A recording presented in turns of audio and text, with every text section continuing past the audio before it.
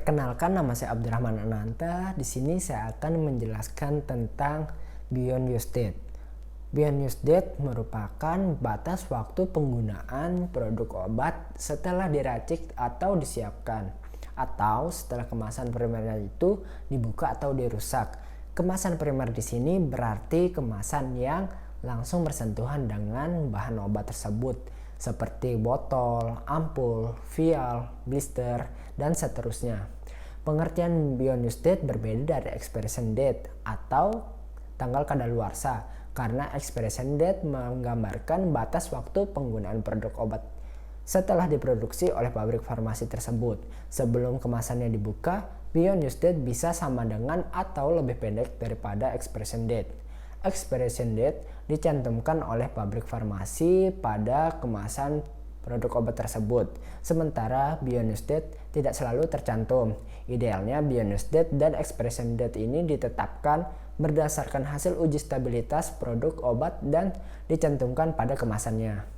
Beyond Use Date dan expiration date ini menentukan batas waktu di mana suatu produk obat tersebut masih berada dalam keadaan stabil. Suatu produk obat yang stabil berarti memiliki karakteristik kimia, fisika, mikrobiologi, terapeutik, dan toksikologi yang tidak berubah dari spesifikasi yang sudah ditetapkan oleh pabrik obat, baik selama penyimpanan maupun penggunaan. Perkenalkan, saya Anggia. Jadi di sini saya akan menjelaskan tentang Beyond Use Date vaksin. Jadi, semua vaksin harus langsung disuntikan setelah disiapkan karena setelah itu umur dari vaksin dapat menjadi lebih pendek atau tidak lagi mengacu pada expiration date. Rentang waktu atau tanggal setelah penyiapan vaksin, di mana sesudah waktu atau tanggal ini vaksin tidak bisa lagi digunakan. Hal tersebut dikenal dengan Beyond Use Date. Beyond Use Date antar produk vaksin itu bervariasi. Contohnya nama vaksinnya itu meningokokal, nama dagang produk vaksinnya itu Menveo atau MC4, pabrik pembuat vaksinnya itu Novartis. Beyond Use Date yang diizinkan itu 8 jam. Persyaratan kondisi penyimpanan hasil penyiapan produk vaksin itu berada di kulkas. Untuk suhu kulkas itu sekitar 2 hingga 8 derajat Celcius. Terima kasih. Perkenalkan, saya Rosaninti Oktamadila. Di sini saya akan menjelaskan mengenai Beyond Use Date obat non-steril. Obat non-steril ada dua, yaitu obat pabrik dan obat racikan.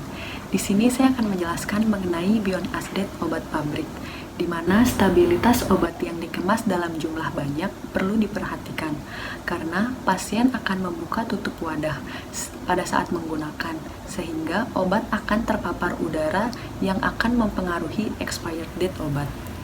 Obat pabrik memiliki 3 bentuk sediaan, yaitu bentuk sediaan padat, bentuk sediaan semi padat, dan bentuk sediaan cair. Untuk obat bentuk sediaan padat dan sediaan semi padat, langkah-langkah dalam penetapan BUD atau Beyond Use Date yaitu yang pertama, mencari informasi BUD dari pabrik obat yang bersangkutan. Yang kedua, jika informasi dari pabrik tidak tersedia, gunakan pedoman umum dari USP, yaitu Check Expired Date pabrik yang tertera pada kemasan asli. Kemudian, jika expired date kurang dari 1 tahun, BUD maksimal sama dengan expired date pabrik.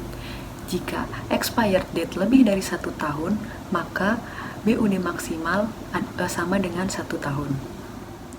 Selanjutnya, bentuk sediaan cair, di mana langkah-langkah Beyond Use Date untuk bentuk sediaan cair terbagi menjadi 2, yaitu untuk produk obat yang perlu direkonstruksi sebelum digunakan dan juga produk obat yang non-rekonstruksi. Untuk produk obat yang perlu direkonstruksi sebelum digunakan, informasi BUD ditetapkan berdasarkan informasi yang tertera dalam kemasan asli obat. Sedangkan untuk produk non-rekonstruksi, langkah-langkah penetapan BUD-nya yaitu yang pertama, mencari informasi Beyond Use Date dari pabrik obat yang bersangkutan. Kemudian, jika informasi dari pabrik tidak tersedia, gunakan pedoman umum dari USP, yaitu yang pertama, Check Expired Date dari pabrik yang tertera pada kemasan asli. Kemudian, jika expired date kurang dari 1 tahun, maka BUD sama dengan expired date pabrik. Jika expired date lebih dari 1 tahun, maka BUD sama dengan 1 tahun.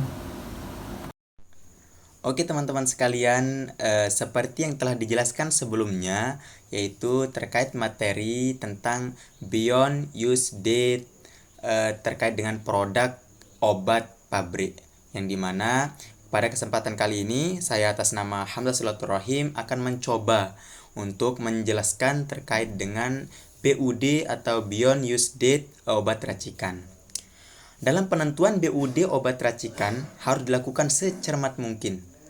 Hal ini disebabkan karena obat racikan memiliki karakteristik fisika, kimia, dan stabilitas tertentu yang dipengaruhi oleh masing-masing bahan yang terkandung di dalamnya.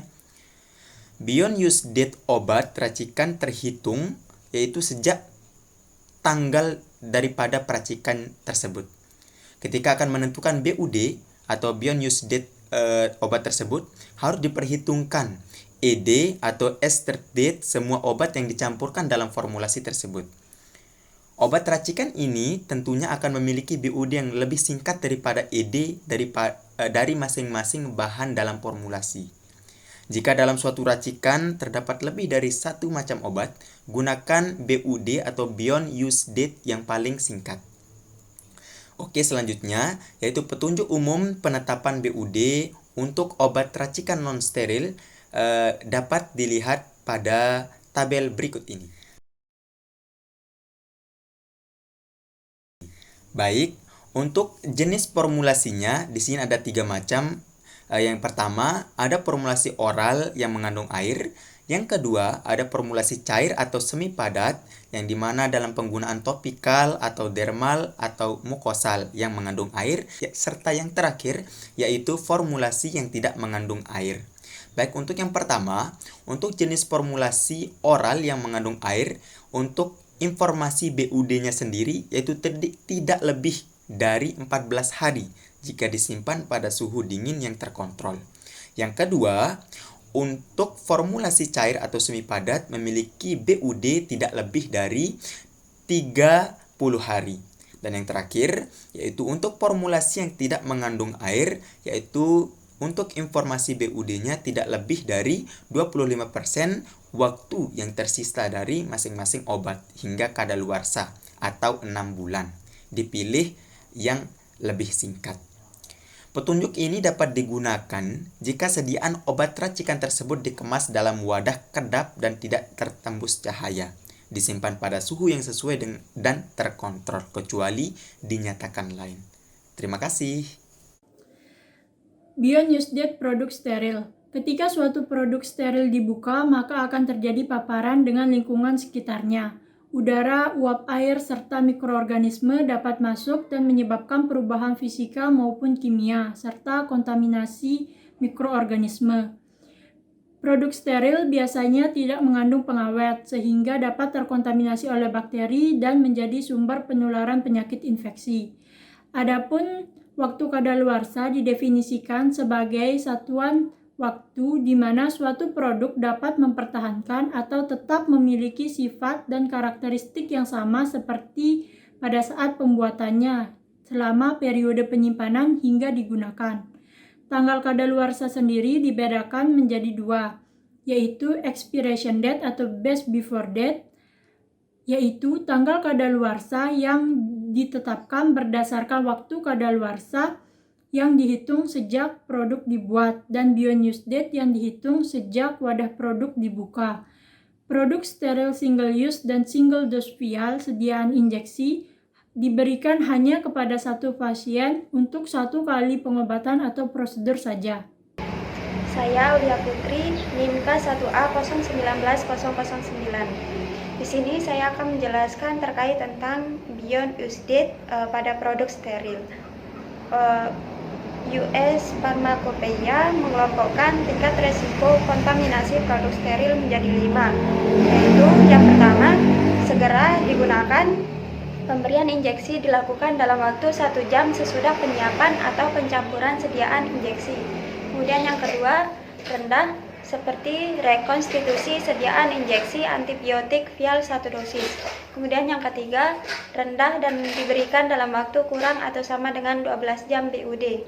Yang keempat, sedang seperti produk steril digunakan untuk lebih dari satu pasien, atau produk steril digunakan untuk satu pasien namun beberapa kali penggunaan. Kemudian yang kelima, tinggi seperti penyiapan sediaan injeksi dengan bahan obat yang tidak steril atau sediaan injeksi dilakukan lebih dari 6 jam waktu penyiapan atau pencampuran. Kemudian faktor-faktor yang mempengaruhi stabilitas sediaan injeksi, yang pertama yaitu jumlah tusukan, kemudian yang kedua tingkat aseptis yang dilakukan oleh petugas kesehatan, kemudian yang ketiga masuknya udara pada saat penusukan, kemudian yang keempat lama penyimpanan, yang kelima kondisi penyimpanan, dan yang keenam ada atau tidak adanya pengawet.